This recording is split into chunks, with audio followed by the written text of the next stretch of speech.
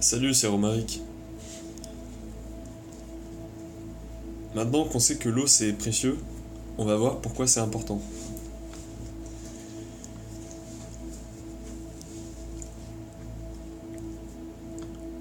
En fait, imaginons. Je vais arrêter de dire en fait. Imaginons. Imaginez.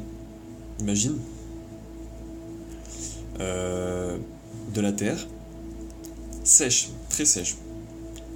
Le genre de terre que tu trouves dans un coin de ton balcon qui a jamais vu l'eau depuis que t'es arrivé en fait. Donc c'est de la terre très sèche et même si tu l'arroses, l'eau, elle perle dessus. En fait, elle rentre pas tellement la terre, elle est sèche, et ben elle sait plus comment absorber de l'eau. Et du coup, c'est compliqué. Et la seule solution que t'as, c'est de plonger cette terre dans l'eau et de la laisser 15, 30 minutes, le temps qu'elle se réhabitue à l'eau, voire plus. Donc ça peut être très long. Maintenant, imagine donc cette terre très très sèche et elle recouvre euh, ton balcon ou une fenêtre.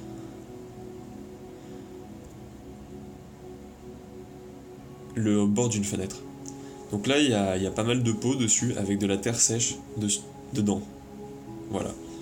Dans cette terre, il y a plein de graines différentes, de plein de plantes différentes.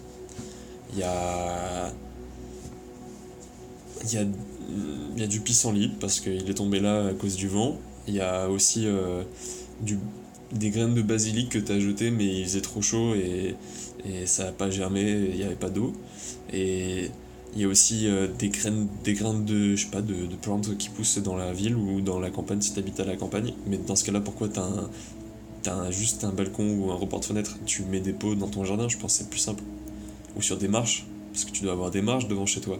Ou dans. Bon, pas à l'intérieur, mais à l'extérieur, tu dois avoir des marches, donc tu mets tes pots remplis de terre sèche là. Et on va dire qu'il y a un truc au-dessus qui empêche que quand il pleuve, ça tombe dans les pots. C'est pour ça que c'est très sec. Et que l'eau, elle perle dessus, elle rentre pas. Bon. Donc t'as ces graines dans cette terre, très très sèche et il n'y a rien qui pousse évidemment.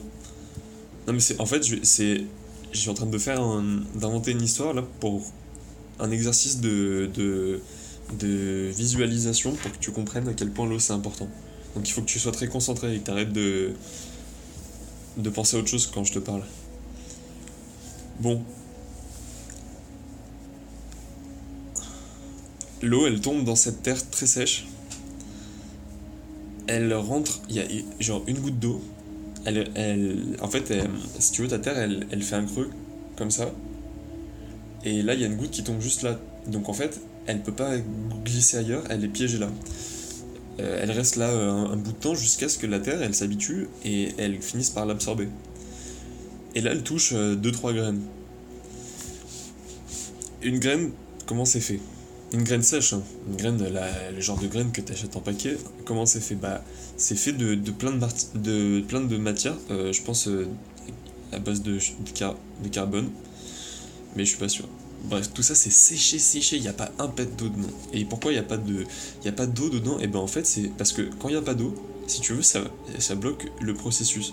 Il n'y a plus rien qui se passe. En fait, la plante, enfin la graine, elle fait la morte tant, tant que l'eau est pas là. Et quand l'eau elle sera là, elle pourra, euh, elle pourra revivre et refaire des choses de sa vie. Enfin, elle revivra. Parce qu'en fait, j'ai dit que j'arrêtais de dire en fait.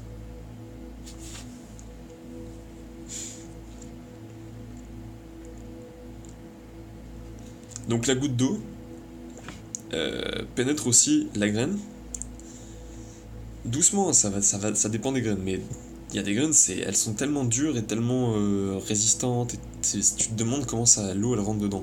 Bah, c'est adapté à des conditions particulières. Donc là, l'eau, elle finit par rentrer. Enfin, même toute la graine, elle est affectée par l'eau. L'eau rentre à l'intérieur. La graine, la vie recommence. elle se dit ah bah tiens c'est le bon moment pour faire ma vie, pour faire le moment où en fait je deviens adulte, c'est-à-dire où je sors de ma coquille, de ma carapace, c'est le même métaphore ça. Je sors de ma carapace et